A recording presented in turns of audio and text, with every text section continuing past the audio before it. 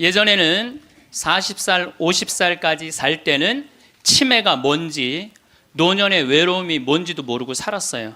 그런데 이제는 70, 80, 100, 110살까지 살면서 점점 사는 게 재미가 없어져요. 그래서 나이가 들면은 뭐가 드느냐면 무기력증이 든다고 말씀을 드렸어요.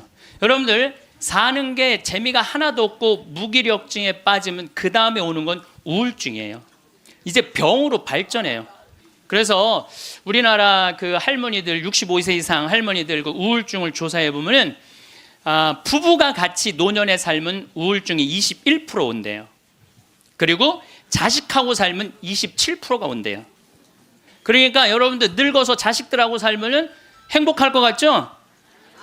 행복하지 않아요. 그러니까 여러분들 나는 늙어서 자식한테 효도받고 산다? 아니에요. 나이를 70, 80, 90 넘어가면서 자식하고 살면은요 서름받고 섭섭하고 또 내 마음 몰라주고 내가 저를 어떻게 키웠는데 나를 이렇게 무시해? 자기 오래 사는 줄 모르고 섭섭한 것만 생각해요. 자기 오래 사는 줄 모르고 섭섭한 것만 생각해요. 그러니까 자식하고 살면은 우울증에 더 많이 걸리는 거예요. 그러니까 여기 계신 여러분들은 늙어서 자식하고 한 집에서 산다는 생각은 아예 머릿속에서 빼버려야 돼요. 빼버려야 돼. 또 문제는 혼자 살면은요 이 우울증은 41%로 늘어나요. 혼자 살면 누가 뭐라 그래도 늙어서는 부부가 같이 사는 게 제일 좋아요. 누가 뭐라 그래도. 그러니까 여러분들 지금 여기 60, 70 되신 분들 50 되신 분들도 마찬가지예요. 내가 지금 자식 걱정하고 뭐 며느리 걱정하고 손자 걱정하고 손녀 걱정할 때가 아니라니까요. 네.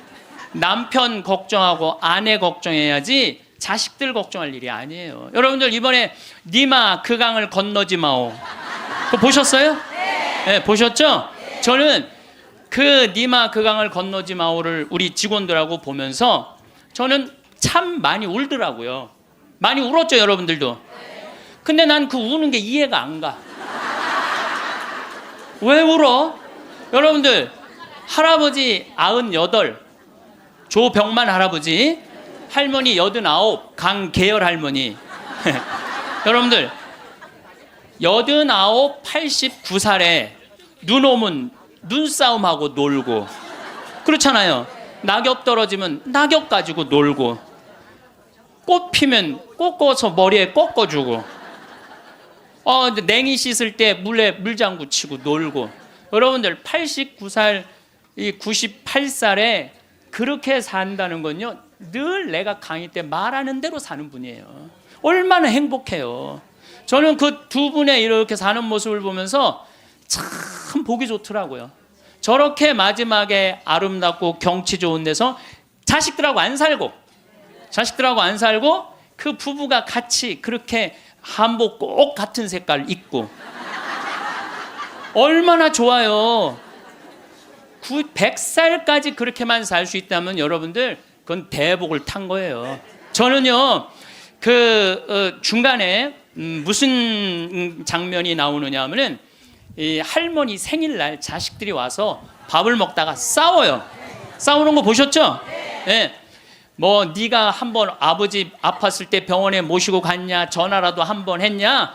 그 싸우는 걸 보면서 많은 사람들은 가슴 아프게 생각을 하는데 전 전혀 그렇게 이건 여러분들 모두의 일이에요. 앞으로 대한민국의 모든 집에서 일어날 일이에요. 그리고 나는 그 자식들 100번 이해가 돼요. 100번 그 자식들 이해가 돼요. 여러분들 생각을 해보세요. 98이면 아들이 68살이야. 아들이 68살이면은 자기도 힘들어. 자기도 70에 들어섰는데 98살 먹은 아버지 언제 챙겨요? 98 먹은 아버지. 여러분들 생각을 해봐요. 여러분들 딸이 하나 있는데 40살까지 시집도 안 가고 80 다 된 내 옆에 붙어 살아. 그럼 그 딸 이뻐요, 미워요? 그리고 그냥 돈이라도 벌어오면 좋은데 돈도 안 벌어와. 돈도 안 벌어오고 계속. 그리고 이런 우리나라 캥거루족이 몇 명이냐면은 100만 명이래요. 그러니까 어머니가 70, 80이 다 됐는데도 그 어머니 등골에 붙어서 빼먹는 거야. 자기는 돈도 안 벌고. 여러분들 그런 딸들이 자기가 독립하지 않고 계속 부모 힘들게 하면 그 딸 밉잖아요. 그럼 입장을 바꿔놓고 생각해보자 이거야. 내 나이가 60이 됐는데 아버지가 100살 되도록 안 죽고 계속 내 등에 붙어 살면은 60 먹은 자식은 힘들 것 같아요? 안 힘들 것 같아요? 똑같은 입장이에요. 똑같은 입장이에요. 계산상 안 맞는다는, 계산상. 자식을 20년 키웠으면 20년만 얻어 먹어야지. 근데 이제는 20년 키우고 40년, 50년, 60년 얻어 먹는다니까요. 지금 50살 되신 분들은 110살까지 산다고 말씀드렸죠? 그러면은 지금 50살 된 분들 110살까지 살면은요, 60살서부터 자식 기대고 산다면은요, 몇 년 얻어 먹는 거야? 50년 얻어 먹는 거야, 50년. 지금 40살들은요, 120살까지 사는 거야. 그럼 60살서부터 자식 기대서 얻어 먹고 산다면은요, 60년 얻어 먹는 거야. 20년 기껏 키우고 난 다음에 60년 얻어 먹는 게 말이 돼요? 그러니까 이제는 자식하고 산다는 거는 자식이 늙어서 나를 책임진다는 건 상상도 하지 말라는 거예요. 누가 책임져야 돼? 내 인생은? 내가 책임지는 수밖에 없어요. 아니, 제가 늘 드리는 말씀이지만은 저는 고등학교 3학년 때까지 어머니 아버지가 저를 키웠어요. 저는 뭐 우리 집 막내로서 정말 사랑 많이 받고 자랐어요. 그 신학교 들어가니까 누가 날 키워줬어? 교회가 날 키워줬어. 신학교, 교회가. 신부되고 보니까 너무 고마워. 그래서 20년 동안 나 키워준 어머니 아버지한테 은혜를 갚으리라. 내가 받은 만큼은 돌려주리라. 그래갖고 내가 신부 돼갖고 첫 사목 활동비 받았을 때 45만 원인가 받았어요. 그 24년 전에요. 어머니 25,000원, 아버지 25,000원 용돈 드렸다니까요. 그렇게 20년 동안 한 달도 안 빠지고 용돈 드렸어요. 4년 전에 끝났어. 4년 전에 계산 끝났어요.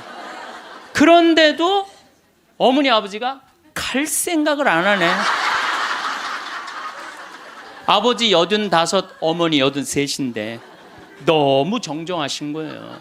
근데 저는 괜찮아요. 왜냐하면 여러분들, 저는 사실은 어머니 아버지를 전 참 많이 사랑해요. 이제는요, 자식이 효도로 부모를 모시는 시대는 끝났어요. 자식이 부모를 얼마나 사랑하느냐가 결정적이에요. 너무 사랑하면 보고 싶잖아. 자꾸 같이 있고 싶고. 사랑은 그거 아니에요? 보고 싶고 같이 있고 싶고. 그러니까 아버지가 85이 돼도 어머니가 83이 돼도 항상 머릿속에는 시간만 되면 아버지, 어머니 보러 가고 싶다. 이 생각을 좀 갖고 있어요. 이건 효도의 차원이 아니에요. 사랑의 차원이지. 그러니까 나는 또 어머니, 아버지가 살아있는 게 좋아. 왜냐하면 어머니, 아버지 죽으면 아무도 없잖아요. 마누라가 있어, 자식이 있어, 누가 있어. 어머니, 아버지 죽으면 끝인데. 그래서 내가 어머니, 아버지한테 꼭 하는 말이 있어요. 올해도 가서 말씀드렸어요. 어머니, 아버지, 내가 70에 은퇴하니까 앞으로 딱 20년만 더 살아라. 그럼 아버지 105, 어머니 103이야.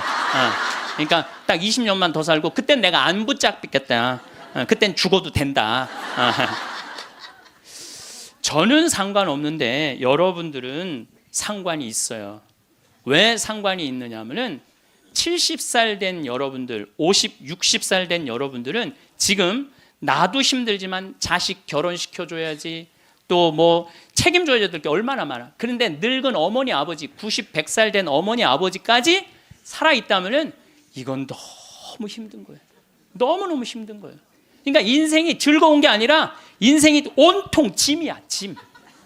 그러니까 온통 짐이 되기 싫으면은요, 여러분들, 짐이 되기 싫으면요, 내 인생은 이제 내가 책임지는 거예요. 내 인생은.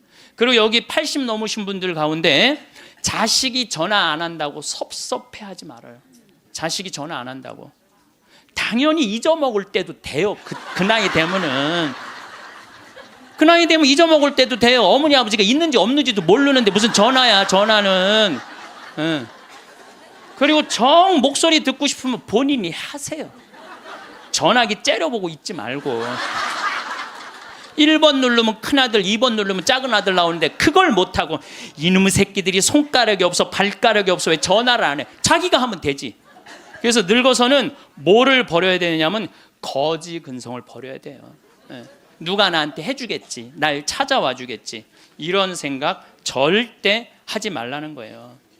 이제 여러분들 내 인생을 내가 책임지는 방법은 딱 한 가지밖에 없어요. 자식 학원 끊는 거예요. 자식 학원 끊고 대학 다닌 자식 있으면 휴학시키고, 그리고 결혼은 네가 벌어서 가라고 그러는 거예요.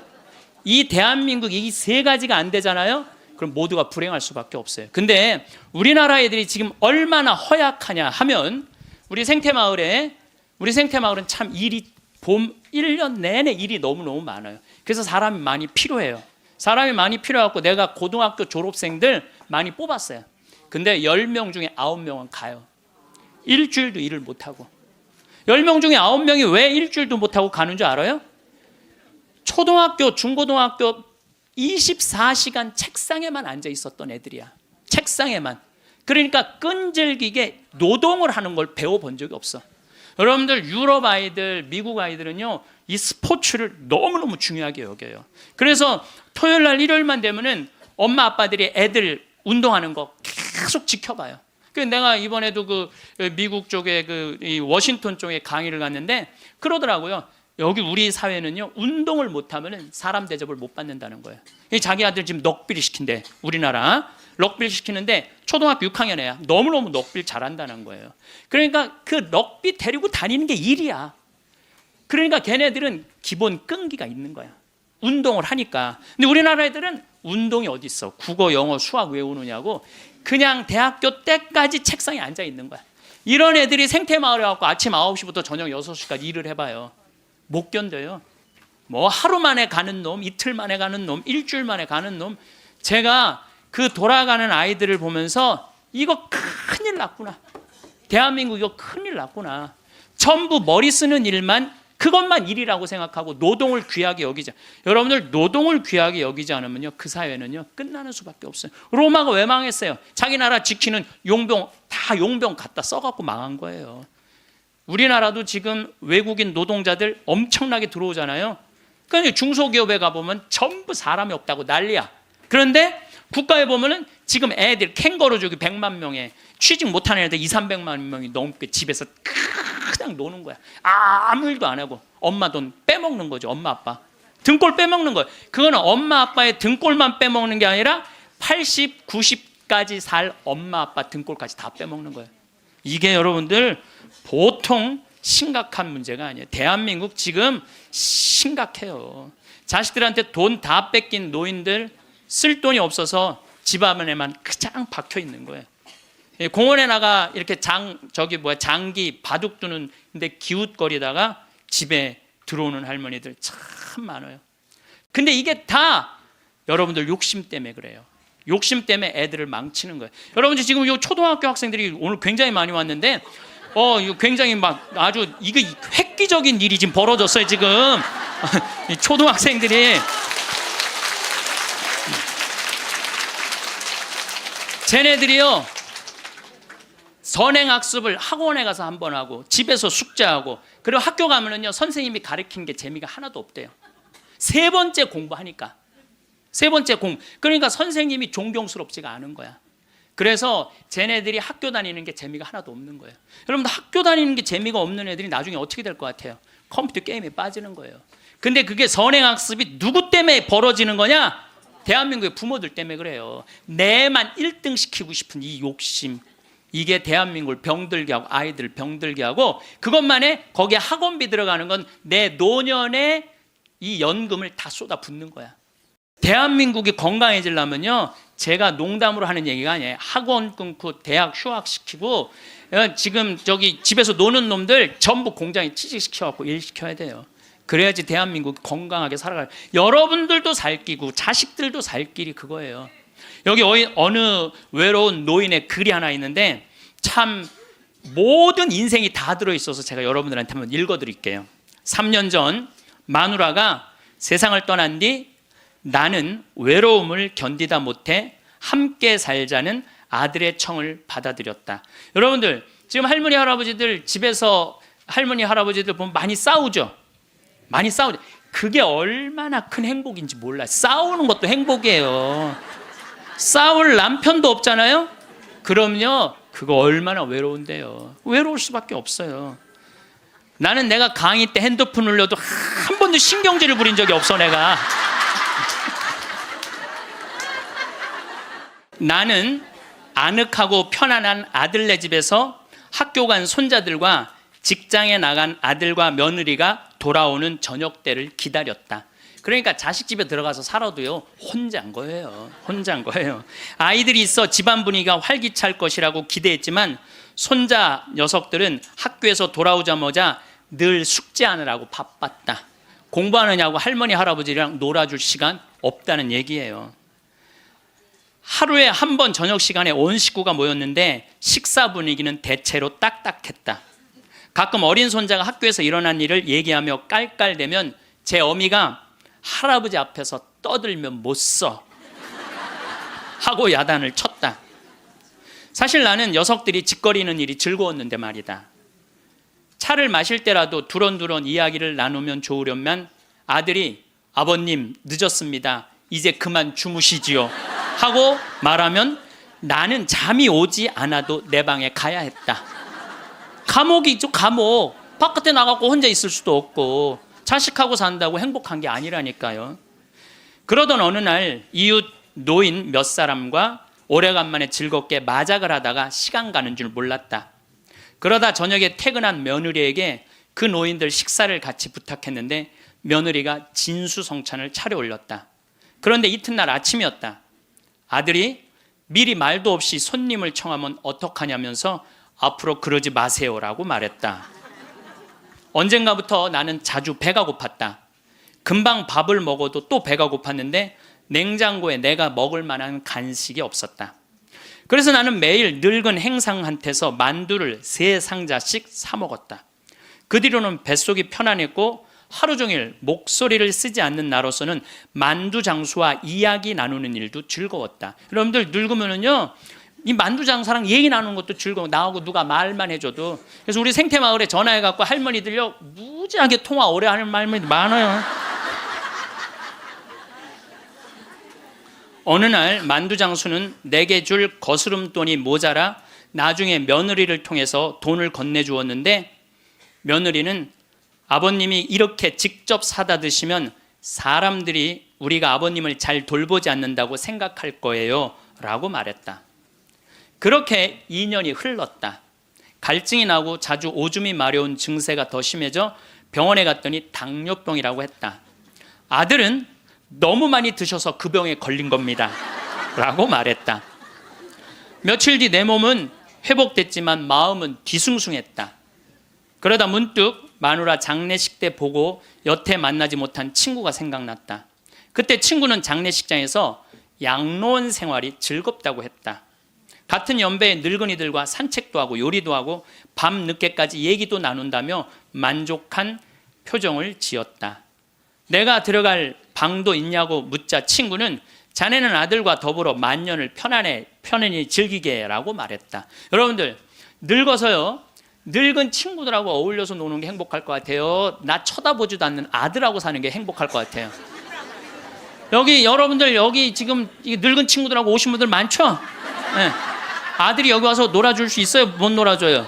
못 놀아줘요. 그러니까 이 생각을 바꿔야 된다는 거예요. 그냥 돈을 꾸리고 아껴서 그 옆에 있는 소중한 친구하고 밥 한번 사 먹을 생각 안 하고 자식 뒷돈 대줄 생각만. 그 정신 나간 엄마 아빠들이라는 거예요. 그러면 나는 그 친구의 말에 공감했지만 이미 3년을 편안하게 보냈으니 그것으로 족하지 않는가.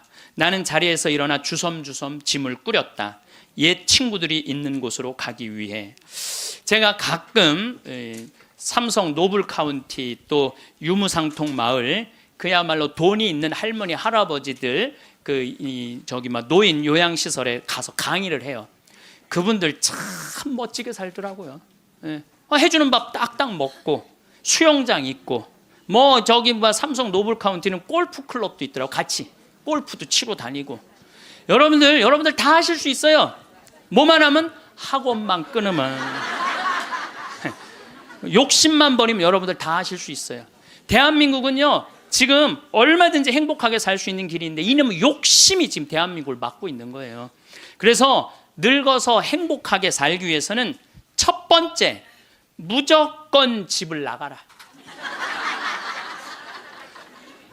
나이 먹어서 외롭지 않게 사는 방법은 일단 해만 뜨면 집을 나가야 돼요.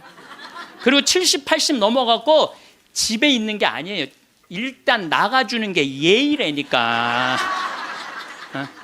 그냥 70, 80 넘어갖고 이거 그냥 하루 종일 그리고 앉아 있으면요, 며느리들 힘들어요. 며느리들만 힘들게 아니라 여러분들도 심심해서 죽는다는 거예요. 혼자 있는 고독이라는 게 참 무서워요. 우리나라 독거노인 숫자가 125만 명이나 돼요. 어떤 모양으로든 함께하는 방법을 찾아야 돼요. 가끔 1박 2일씩 사라져 주는 것도 예의야. 그래서 우리 생태마을에 오는 것도 예의예요, 예의. 저는 우리 생태마을에 봄만 되면은 할머니 4분, 5분이요 어울려서 생태마을에 오셔서 월요일부터 금요일까지 쉬고 가요. 월요일부터 금요일까지 쉬어봤자 13만 원밖에 안 돼요. 아니 여러분들 일주일 동안 내 손으로 밥 안 하고 먹여주지, 재워주지, 찜질방 있지, 산책로 있지, 미사 있지, 강의 있지. 1년에 한두 번 13만 원 위해서 나를 못 써요? 근데 그 할머니들이 이제 몇 년을 오는데 그 할머니들이 나한테 이구동성을 하는 얘기가 있어요. 신부님 말대로 집 잡혀서 이렇게 내가 쓰다 보니까 인생이 너무 즐겁다는 거야. 인생이 너무 즐겁다는 거야. 집 잡혀서 쓰다 보니까 인생이 너무너무 즐겁다는 거야. 사는 게 너무 행복하다고 그래요. 요즘 우리 어머니 친구들이 매일 모여서 우리 집에서 먹고 막 춤도 춘대요. 음악 틀어놓고 춤도 추고. 그리고 또 뭐예요? 니마 그 강을 건너지 마오도 가서 보고 국제시장도 가서 보고 왔는데 평생 영화 안 보러 가시던 분인데 요즘 보러 다녀요. 80세 돼 갖고. 근데 어머니가 하시는 말씀이 이제 사는 게 재밌대. 쓰니까 재밌는 거 쓰니까. 여러분들 국제시장에 유일한 내 귀에 들어오는 단어가 딱 하나 있어요. 이 한덕수라는 친구가 함흥 일사후퇴에서 오잖아요. 네가 장남이니까 네 책임지라고. 그러니까 이제 자기가 대학도 못 들어가고 파독 광부가 되죠. 그런데 다시 돌아와요. 해양대학에 합격을 해요. 돌아와서. 근데 베트남 또 참전을 가요. 동생하고 꽃분이네 가게 그거 구한다고. 근데 그 부인이 한마디 해요. 당신 왜 가족을 위해서만 사느냐고. 당신을 위해서도 살으라고. 당신을 위해서도 살으라고. 그런데도 이 사람은 끝까지 가족을 위해서 마지막까지 살죠. 그 여의도에서 막순이라고 함흥에서 놓친 그 이제 미국에 이제 입양돼 갖고 정말 눈물 콧물 다 빼죠. 근데 저는 이런 생각이 들어요. 대한민국에 지금 70, 80대 되신 분들이 이 나라 일으켜 세운 거예요. 이 나라 일으켜 세우고 고생이란 고생은 다 하고, 그럼 이제 호강할 때도 됐는데 아직도 뭐가 몸에 뱄냐면 나 같은 게 무슨 호강이야. 이런 생각을 하는 분들이 너무 많아요. 그래서 여러분들 제발 집을 나가세요. 네. 집을 무조건 나가야 돼요. 집을 나가야지 집안에 있으면 안 돼. 그래서 월요일 날은 경복궁이 쉬죠. 화요일 날은 경복궁, 수요일 날은 덕수궁, 목요일 날은 창덕궁, 금요일 날은 국립박물관, 토요일 날은 온양온천. 전철 공짜냐. 온양온천 갔다 오고, 일요일 날은 춘천 갔다 오고. 그렇게 계속 돌아다니는 거예요. 계속. 돈 하나도 안 들어요. 다 무료 입장이야. 다 무료 입장. 내가 말하는 데는 다 무료 입장이야. 그렇게 계속 돌아다니다 보면은요, 죽을 때 어떻게 죽는다고? 지쳐서 죽는다니까. 지쳐서. 죽을 때 지쳐서 죽어야 돼. 미국에서는 할머니, 할아버지들 사진을 찍어놔요. 사진을 찍어놓고 3개월 동안 뭐를 시키느냐 하면은 3개월 동안 뭐를 시키느냐 하면은 운동을 시켜요. 헬스도 하게 하고, 그 다음에 파티도 하게 하고, 럭비도 하게 하고. 그렇게 3개월 동안, 그 3개월 후에 다시 사진을 찍어요. 그랬더니 3개월 전에 찍은 사진보다 3개월 후에 찍은 사진이 훨씬 젊게 보이더라 이거예요. 사람은요, 어떤 마음을 가지고 사느냐에 따라서 생김새도 달라진다는 거예요. 나는 늙었어. 난 이제 죽을 거야. 죽을 날만 계속 기다리고 있잖아요. 그러면 그냥 죽는 거예요. 그 우리나라 그 의사 선생님들이 100살 넘은 분들한테 문의를 했어요. 손수건 있어요. 걱정하지 마세요. 여러분들이 너무 많아갖고 지금 더워서. 또 강원도는 오늘 영하 17도예요. 영하 17도라 내복을 입고 왔더니 우리는 내복을 안 입으면은 추워서 못 살아요. 어쨌거나 100살 넘은 분들한테 물어봤어요. 이렇게 100살까지 어떻게 건강하게 사느냐고. 근데 100살 넘은 모든 분이 똑같이 뭐라고 얘기냐면 해만 뜨면 집을 나간다는 거예요. 여러분 오늘 해만 뜨면 여기 나오니까 좋아요 안 좋아요? 좋잖아. 천주교가 얼마나 할 일이 많아요. 그래서 여러분들 나는 성당 다니는 거 나이 먹어서 참 좋다고 생각해. 성당 다니는 거. 성당 갈 때까지 걸어가요 안 걸어가요? 걸어. 올 때 걸어오고. 그리고 또 우리 천주교가 미사 참여할 때 그냥 놔둬요. 일어나라 앉아라 들어와라 나가라. 얼마나 많이 시켜 미사 때마다. 그리고 여러분들 나이 먹어서요 이렇게 많은 사람들 속에 어우러져 있으면요 자기가 의식이 젊어진대요. 그래서 뭐가 안 걸리냐면 치매가 안 걸리는 거예요. 치매가. 그래서 레주하는 할머니들이 되게 자다가 돌아가신대. 많이 끝까지 활동한다가 지쳐서 죽는 거예요. 지쳐서. 레주하는 할머니들이 끝까지 활동하다가 지쳐서 죽는 거예요. 지쳐서. 그러니까 여러분들 성당 다니는 거 참 좋은 거예요. 그리고 제가 권하는 거는 무기력증에 빠지지 않기 위해서 가장 중요한 거 운동하는 거예요. 헬스 자전거 타는 거. 헬스 자전거 꼭 타세요. 허벅지에 근육이 풀리잖아요. 그때부터 누워서 똥오줌 싸는 거예요. 여러분들 누워서 똥오줌 싸는 사람들 많이 보셨어요? 아마 내가 제일 많이 봤을 거야. 누워서 똥오줌. 왜냐하면 환자 봉송체 나가니까. 그러면요 한 5년 10년 누워서 똥오줌 싸는 집에 들어가잖아요. 온 집안에 냄새가 배 있어요. 온 집안에. 그러니 그 집이 기쁨이 있겠어요 없겠어요?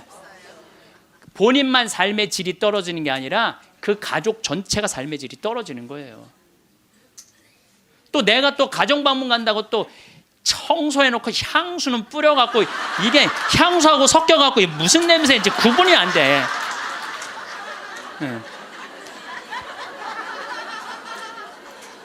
여러분들 나이 먹어갖고 미국은요 제가 이거 여러 번 봤어요. 미국은요 90살이 넘어서 다리가 풀려갖고 거동을 못하는 분들한테 의사가 약 처방 안 해요. 뭘 처방하냐면 헬스장 가라고 그래요. 헬스장. 왜냐하면 몸에 근육이 있으면요 잠도 잘 와요. 몸에 근육이 있으면 잠도 잘 오고 또 몸에 근육이 있으면 누워서 똥오줌 안 싼다는 거예요. 그래서 어떤 할아버지는 헬스를 하면서부터 어깨가 넓어져갖고 양복을 다시 맞추고 춤도 추고 그런다는 거예요. 또 나이 먹어갖고 좋은 건 춤추는 거예요. 이게 나이 먹어갖고 춤처럼 좋은 게 없다는 거예요. 가장 자연스러운 운동 중에 하나가 춤이라는 거예요. 그래서 요새 노인복지관에서 춤 프로그램이 참 많잖아요. 가서 춤만 추세요. 또 눈이 맞아갖고 막 뭐 결혼을 하느니 마느니.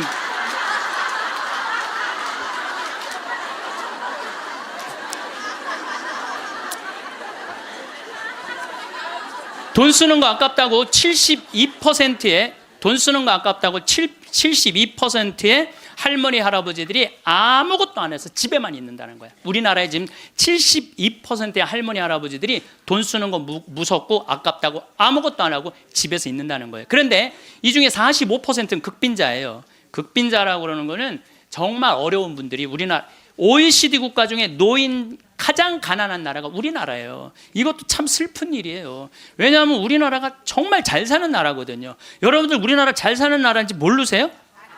알죠? 잘 살아요. 이번에도 뭐 1조 1000억 달러를 달성하고 무역 흑자 500억 달러가 넘는 나라예요.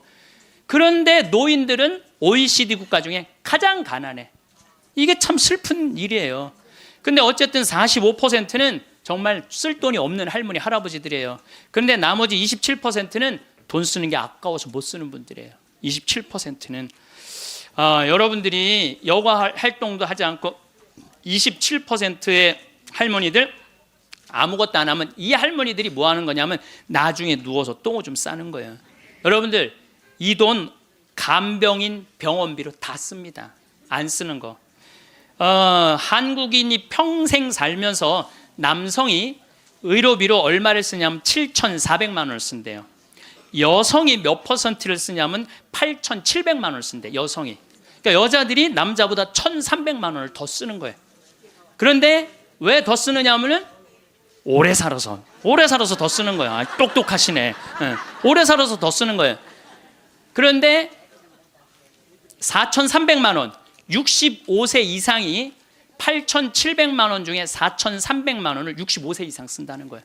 그러니까 늙어서 병원비를 다 쓰는 거야. 늙어서 병원비를 다 쓰는 거야. 이 돈, 내가 보기엔 이 돈 4,300만 원 가지고 수영장 다니고 헬스장 다니고 놀러 다니는 대로 쓰고, 그런 분들 돌아가실 때 그냥 지쳐서 죽는 거예요. 그런 분들이. 제 생각에는 여러분들 운동 헬스장 요즘 7만 원 내지 8만 원 해요. 그럼 그 헬스장만 다녀도요 50년 다닐 수 있어요. 50년.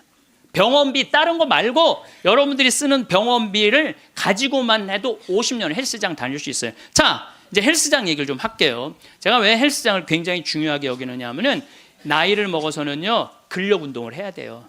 40살이 넘어서부터 몸에서 1%씩 근육이 빠져나가요. 1%씩 근육이 빠져나가면은 80살 되면 거의 다 빠져나가는 거예요. 그럼 뭐만 남어? 뼈만 남는 거예요. 뼈만 남으면 그 다음 뭐 하는 거야? 눕는 거예요. 그래서 그 근육을 보충해 주려면 고기도 일주일에 한 번은 먹어야 되고, 또 헬스장. 자, 신부님 저 돈이 하나도 없어요. 신부님은 맨날 돈 있는 사람 얘기만 해요.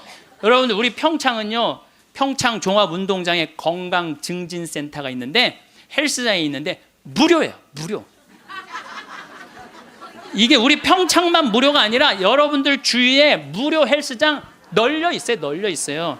그러면은 아침에 나가갖고 헬스장 가면은요 젊은 사람도 구경할 수 있고, 내 몸에 맞게만 하면은요 1시간, 2시간 얼마든지 시간 보낼 수 있어요. 그 옆에 목욕탕 딸려 있으면 목욕탕. 그리고 저녁에 집에 들어오면은요 자지 말라 그래도 쓰러져서 자요.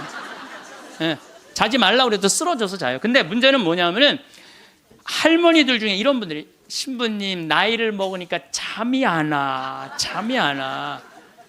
이런 분들은 왜 잠이 안 오냐면 하루 종일 소파에 앉아갖고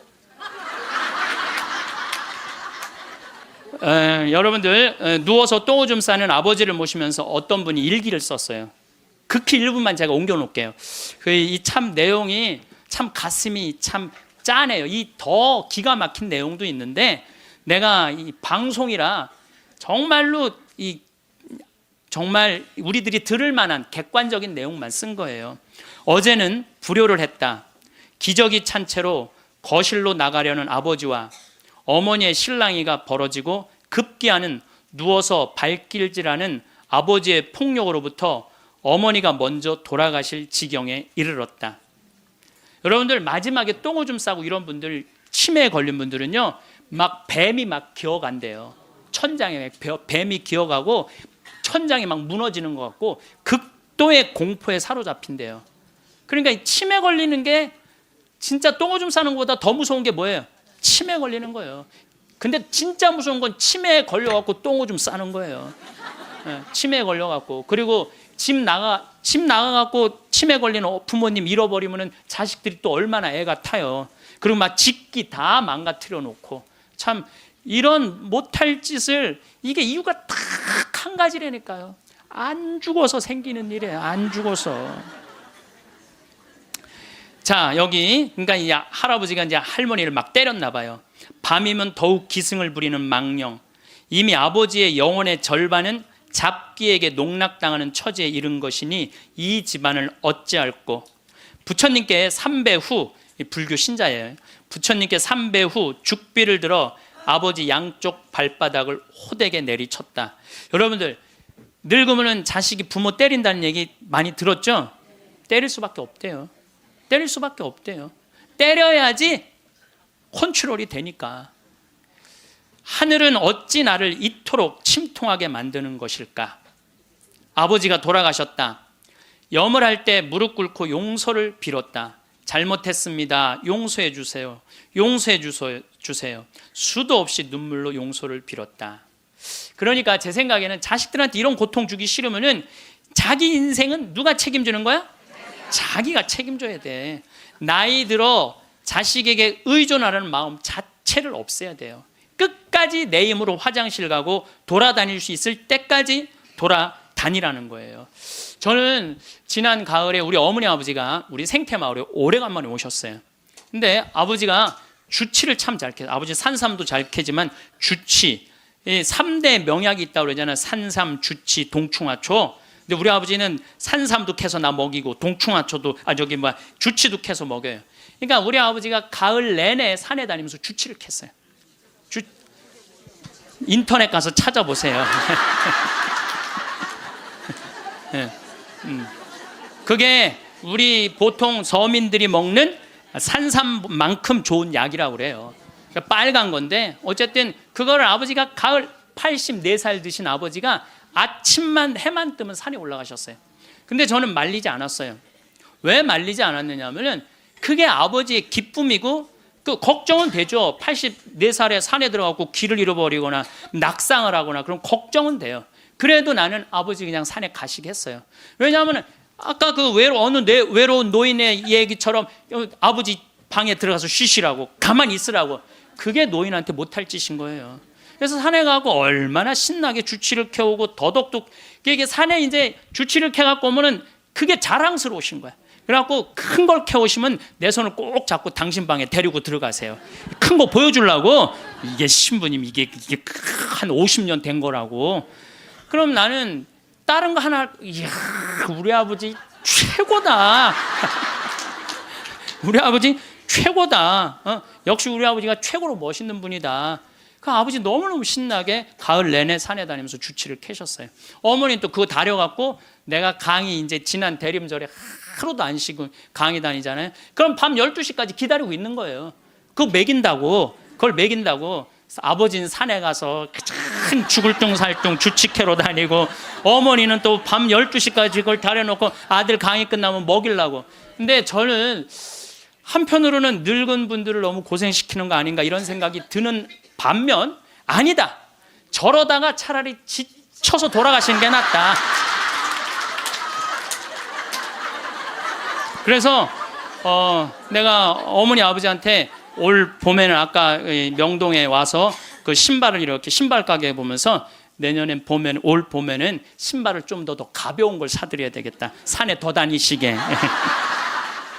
내가 살고 있는 집 이름이 성필립보 생태마을이에요. 근데 이 필립보 생태마을은 내가 신학생 때부터 본당 신부님을 모시고 모자 신부 때도 모셨던 김창림 필립보 신부님이 저서 저한테 주신 거예요, 선물로. 그러니까 그 아름다운 장소에 너무 아름답게 저서 주셨잖아요. 근데 그래서 신부님 본명이 필립보예요. 그래서 필립보 성필립보 생태마을이에요. 근데 이분이 2012년 5월 17일 저녁 8시 17분에 내 품에서 돌아가셨어요. 87세의 나이로. 근데 내가 이분의 돌아가심을 보면서 참 죽음에 대해서 많이 묵상을 했어요. 이 얘기는 내가 다음 시간에 하도록 하고 지금은 마침 기도로 이혜인 수녀님 기도를 바치겠습니다. 어느 노인의 고백이라는 기도입니다. 성부와 성자와 성령의 이름으로. 하루 종일 창밖을 내다보는 일이 나의 일과가 되었습니다. 누가 오지 않아도 창이 있어 고맙고 하늘도 구름도 바람도 벗이 됩니다. 내 지나온 날들을 빨래처럼 꼭 짜서 햇살에 널어두고 봅니다. 바람 속에 펄럭이는 휘노애락이 어느새 노을빛으로 물들어 있네요. 이왕이면 외로움도 눈부시도록 가끔은 음악을 듣습니다. 이 세상을 떠나기 전 내가 용서할 일도 용서받을 일도 참 많지만 너무 조바심하거나 걱정하진 않기로 합니다. 죽음의 침묵은 용서하고 용서받은 거라고 믿고 싶어요. 고요하고 고요하게 하나의 노래처럼 한 잎의 풀잎처럼 사라질 수 있다면 우리는 모두 시간의 강을 따라 걷는 여행자와 같습니다. 강물이 쉼 없이 흐르듯 우리의 삶도 멈추지 않고 흘러왔습니다. 거울 속에 비친 모습에서 세월의 흔적을 발견하지만 마음속에는 여전히 푸르른 청춘의 내가 그대로 살아 숨쉬고 있습니다. 때로는 그 간극이 낯설게 느껴지기도 합니다. 몸은 시간의 흐름을 정직하게 기록하지만 우리의 영혼은 시간을 초월하여 존재하기 때문입니다. 손바닥에 새겨진 주름 하나하나가 삶의 이야기를 담고 있고 눈가의 잔주름은 웃음과 눈물의 흔적을 고스란히 간직하고 있습니다. 흰머리 한 올 한 올에도 세월의 무게가 담겨 있고 거칠어진 손끝에는 수많은 일들을 해내온 흔적이 남아 있습니다. 우리는 이 모든 시간의 증거들을 바라보며 때로는 아쉬움을, 때로는 감사함을 느낍니다. 하지만 중요한 것은 우리가 여전히 살아있다는 것, 여전히 감정을 느끼고 생각할 수 있다는 것, 그리고 여전히 새로운 하루를 맞이할 수 있다는 것입니다. 살아온 날들이 길어질수록 우리는 홀로 있는 시간에 익숙해집니다. 분주했던 아침이 지나고 가족들이 각자의 삶을 찾아 떠난 오후의 고요함은 때로 무거운 침묵으로 다가옵니다. 텅 빈 집안에 홀로 앉아 창밖을 바라볼 때 문득 마음 한구석이 쉬어오는 것을 느낍니다. 그 침묵 속에서 우리는 과거의 기억들과 마주하게 됩니다. 아이들이 뛰어다니던 복도의 웃음소리, 가족 모두가 둘러앉아 나누던 저녁 식사의 따뜻함, 생일마다 불었던 촛불의 환한 빛들이 떠오릅니다. 벽에 걸린 가족 사진들이 무언의 대화를 걸어오고 빈 방에서 흘러나오는 정적이 마음을 무겁게 누르기도 합니다. 이제 그 모든 것들이 아득한 추억 속에만 남아 있습니다. 그것은 누구의 잘못도 아닙니다. 그저 삶의 자연스러운 한 과정일 뿐입니다. 하지만 그 고요함이 우리를 잠식하게 내버려 두어서는 안 됩니다. 마음의 창을 닫고 침묵 속에 갇히면 생각은 자꾸만 어두운 곳으로 향하게 됩니다. 외로움이라는 감정은 관계의 부재에서 오는 것이 아니라 세상과 나의 연결고리가 끊어졌다고 느낄 때 찾아오는 것입니다. 우리에게는 새로운 연결고리가 필요합니다. 세상과 사람들과 그리고 무엇보다 우리 자신과의 새로운 관계가 필요합니다. 우리의 마음은 작은 정원과 같습니다. 가꾸지 않으면 잡초가 무성해지듯 마음도 돌보지 않으면 우울이라는 그림자가 드리워지기 마련입니다. 삶이 무료하고 의미 없게 느껴질 때 우리는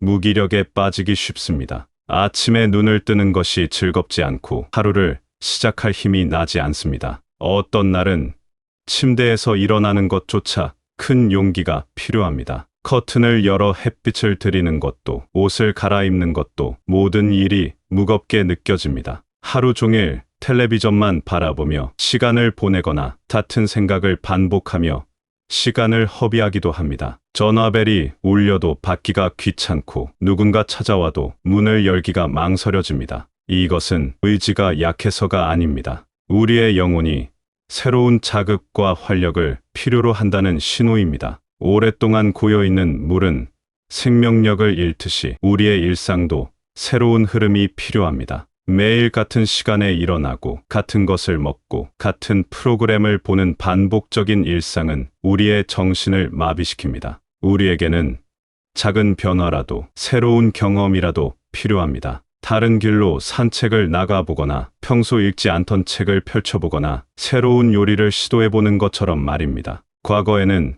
자녀들과 함께 사는 것이 노년의 행복이라 여겨졌습니다. 하지만 시대가 변했고 이제는 각자의 삶을 존중하는 것이 새로운 지혜가 되었습니다. 자녀들에게 기대므로써 위안을 얻기보다 우리 자신의 삶을 온전히 책임지는 당당한 모습을 보여주는 것이 더 큰 사랑일 수 있습니다. 그들도 자신들의 삶의 무게를 짊어지고 힘겹게 걸어가고 있기 때문입니다. 높은 집값, 치열한 경쟁, 불안한 미래에 대한 걱정으로 그들의 어깨도 무겁습니다. 우리가 그들에게 또 다른 짐이 되어서는 안 됩니다. 서로에게 건강한 거리를 유지하며 각자의 자리에서 서로를 응원하는 것, 그것이 이 시대가 우리에게 요구하는 새로운 가족의 모습일 것입니다. 진정한 행복은 누구에게 의지해서 얻어지는 것이 아니라 내 안에서 스스로 발견하는 것입니다. 자녀들의 안부를 묻고 격려하되 그들의 삶에 과도하게 개입하지 않는 지혜가 필요합니다. 우리가 독립적이고 건강한 모습을 보여줄 때 그들도 안심하고 자신의 삶에 집중할 수 있습니다. 그렇다면 우리는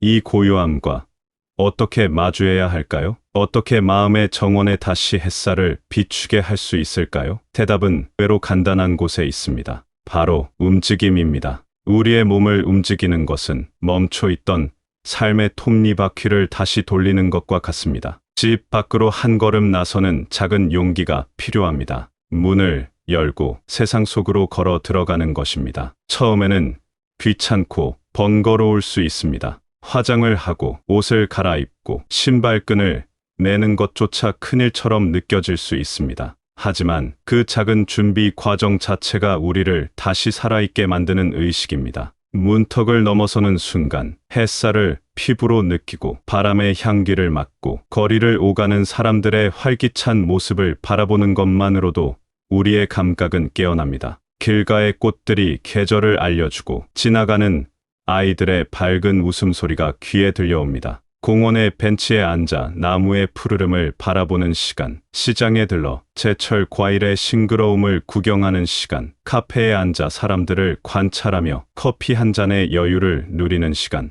이 모든 것이 우리의 마음에 새로운 생기를 불어넣습니다. 우리의 몸은 우리가 평생을 함께해 온 가장 소중한 친구입니다. 나이가 들면서 몸의 근육이 자연스럽게 줄어드는 것은 어쩔 수 없는 일입니다. 관절이 뻣뻣해지고 숨이 쉽게 차고 예전처럼 빠르게 움직일 수 없게 됩니다. 하지만 그렇다고 해서 모든 것을 놓아버릴 필요는 없습니다. 꾸준한 움직임은 우리 몸의 시간을 되돌릴 수는 없지만 시간의 흐름을 건강하게 만들어 줄 수는 있습니다. 가벼운 산책, 맨손 체조, 좋아하는 음악에 맞춰 몸을 흔드는 것, 계단 대신 엘리베이터를 이용하던 습관을 바꿔보는 것, 무엇이든 좋습니다. 중요한 것은 오늘 나는 움직였다는 사실입니다. 움직임은 단순히 신체를 단련하는 것 이상의 의미를 가집니다. 그것은 나의 존재를 확인하는 행위이며 세상과 교감하는 방식입니다. 걸을 때마다 우리는 땅과 연결되고 호흡할 때마다 공기와 하나가 되며 햇빛을 받을 때마다 자연과 소통합니다. 이런 작은 연결들이 모여 우리에게 살아있다는 실감을 줍니다. 규칙적인 운동은 불필요한 의료비를 줄여 그 돈으로 우리 삶을 더 풍요롭게 만드는 데 사용할 수 있게 합니다. 병원비로 쓸 돈으로 멋진 옷을 사 입고 친구와 차를 마시거나 평소 가보고 싶었던 곳으로 짧은 여행을 떠날 수도 있습니다. 좋은 책을 사거나 취미 활동에 투자하거나 맛있는 음식을 먹을 수도 있습니다. 몸이 건강하면 마음에도 여유가 생기고 삶을 더 긍정적으로 바라보게 됩니다. 아프지 않다는 것만으로도 감사한 일이지만 건강할 때는 그 소중함을 잘 모릅니다. 하지만 조금이라도 아프거나 불편하면 건강한 몸이 얼마나 큰 축복인지 깨닫게 됩니다. 예방이 치료보다 낫다는 말은 결코 빈말이 아닙니다.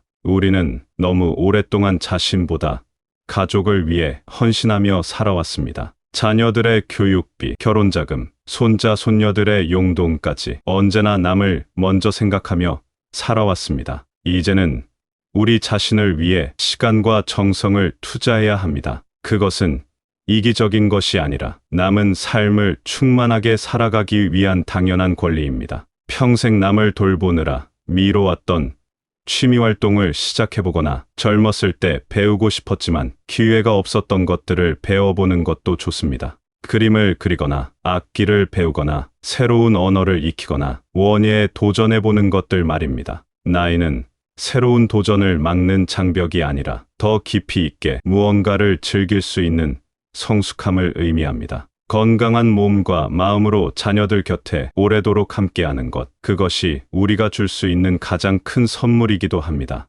우리가 활기차고 건강한 모습으로 살아갈 때 그들도 노년에 대한 두려움보다는 희망을 품게 됩니다. 삶의 희극과 비극을 껴안으며 삶은 멀리서 보면 희극이지만 가까이서 보면 비극이라는 말이 있습니다. 하지만 우리는 그 희극과 비극을 모두 끌어안고 살아가는 존재입니다. 지나온 세월 속에는 기쁨의 순간도 눈물의 순간도 모두 담겨 있습니다. 첫 자녀를 품에 안았던 벅찬 감동, 사랑하는 이를 떠나보내야 했던 슬픔, 꿈을 이뤘을 때의 성취감, 실패했을 때의 좌절감까지 그 모든 시간이 모여 지금의 우리를 만들었습니다. 때로는 후회되는 선택들도 있었고 다시 돌아간다면 다르게 하고 싶은 일들도 있습니다. 하지만 그 모든 경험들이 우리를 더 깊이 있는 사람으로 만들어 주었습니다. 완벽하지 않기 때문에 인간다운 것이고 상처가 있기 때문에